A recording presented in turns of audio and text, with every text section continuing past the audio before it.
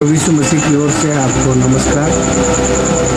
परमेश्वर का वचन में लिखा है कि आपस के प्रेम को छोड़कर किसी बात में किसी के कर्जदार ना हो। मेरे प्यारो, परमेश्वर की इच्छा नहीं कि हम कर्जा लें, इसलिए परमेश्वर ने वचन में लिख दिया है कि आपस के प्रेम को छोड़ करके किसी बात में किसी के कर्जदार ना हो। तो हम प्रेम में कर्जदार हो, प्रेम जो होता है, मान लीजिए आपको लोग जो है कुछ उपहार देते हैं, वो कर्जा नहीं। कोई 10 किलो आपको अनाज दे दिया अपना मन से, वो कर्जा नहीं है। लेकिन जब आप मांगते हैं किसी से तो वो कर्जा है। तो मेरे प्यारों, परमेश्वर ने हमें कर्जा लेने से मना किया है ना। तो परमेश्वर का वचन में लिखा हुआ है कि परमेश्वर ने जो कहा है मानने के लिए उसे हमें मानना है, और जो परमेश्वर ने कहा है नहीं करने के लिए उसको हमें नहीं करना है। अगर हम उसके खिलाफ जाते हैं तो ये पाप है मेरे प्यार। तो मेरे प्रिय मसीह भाई बहनों, मैं आप लोग से परमेश्वर का वचन से मैं बताकर आपको उत्साहित करने के लिए चाहता हूँ, आप कर्जा ना लें। परमेश्वर ने कर्जा लेने से मना किया है।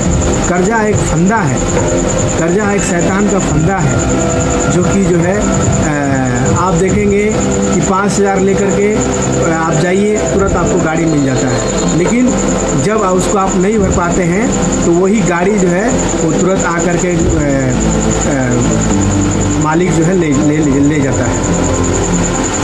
तो मेरे प्यारों, आप सोचिए कि जो आप कर्जा लेकर के गाड़ी ले रहे हैं, फिर जो है वो एजेंसी वाला आकर के जो है गाड़ी को तुरंत जब्त कर लेता है, तो कितना आपको बेइज्जती होता है। प्लस में आपको किस्त भरने के लिए कितना टेंशन रहता है ना। रात को नींद नहीं आता है, फिर से खाना नहीं खा पाते हैं आप। आज बहुत सारे लोग जो है हार्ट अटैक के चलते मर रहे हैं। कारण क्या है? चिंता। किस्त भरने के लिए चिंता उनको सता रहा है। फिर से कर्जा जो है लोगों को भिखमंगा बना दिया है। यहाँ जाकर पैसा मांग रहे हैं, वहाँ जाकर के पैसा मांग रहे हैं। हमको 1,000 दे दीजिए, हमको 3,000 दे दीजिए, ऐसे सब जगह फ़ोन करके पैसा मांगते रह रहे हैं। मेरे प्यारों, परमेश्वर नहीं चाहता कि आप इस प्रकार से करें। इसीलिए परमेश्वर ने मना कर दिया है कि तुम कर्जा आपस के प्रेम को छोड़ किसी बात में किसी के कर्जदार ना हो। तो मेरे प्यारों, आप कम सुविधा में रहें, लेकिन आप परमेश्वर के वचन के अनुसार चलिए। क्योंकि ऐसे आप चलेंगे, आप परमेश्वर के रास्ते में चलेंगे तो वो आपके लिए बहुत अच्छा है, वो जीवन है। परमेश्वर ने कहा कि जो मेरे रास्ते पर चलता है वो जीवन का मार्ग में चलता है। तो मेरे प्यारों, अगर आप कर्जा नहीं लेंगे तो आप परमेश्वर के मार्ग पे चलेंगे, लेकिन जब आप कर्जा ले लेंगे तो परमेश्वर के मार्ग पर नहीं चल रहे। कर्जा एक फंदा है, आप उस फंदा में जब फंस जाएंगे तो शैतान जो है आपको फंसा करके उसी में मुआ सकता है। इसलिए आप कर्जा से निकलें, आप प्रार्थना करें। अगर आप कर्जा से निकलने के लिए चाहते हैं तो मैं आपको मदद करूंगा, मैं आपके लिए प्रार्थना करूंगा। और घर का बजट कैसे बनाना है, और परमेश्वर का वचन बजट के बारे में क्या कहता है, और किसके अनुसार हमें खर्चा चलाना चाहिए, वो सारे बातों को मैं आपको बताऊंगा।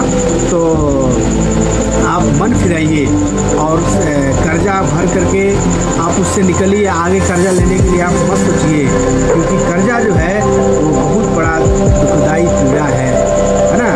तो कर्जा लेकर के लोग घर बना ले रहे हैं, है ना, लेकिन वो कर्जा से बहुत परेशान है। रात को उनको नींद नहीं आता है, चिंता से वो खाना नहीं खा पाते हैं, बहुत टेंशन रहता है। कर्जा के चलते लोग भीख मांगना शुरू कर दिए हैं, ये इधर जाओ उधर जाओ। बहुत सारे लोग कर्जा के चलते भाग गए हैं, इधर उधर भाग गए हैं। इसलिए मेरे प्यारों, आप लोन जो है, लोन से मन फिराने का जरूरत है। हमें लोन नहीं लेना चाहिए, हम जितना में है उतना में रहना चाहिए। ठीक है, अभी आपके पास कम सुविधा है, आप कम सुविधा में रहिए, आप लोन लेने के चक्कर मत रहिए। अगर आप लोन लेकर के गाड़ी खरीद करके प्रार्थना करवाएंगे तो परमेश्वर की इच्छा नहीं है, प्रभु से खुश नहीं होगा। मेरे प्यारों, धन्यवाद आज का वचन सुनने के लिए। प्रभु आपको आशीष दे। आइए मैं एक छोटा सा प्रार्थना आपके लिए करता हूँ।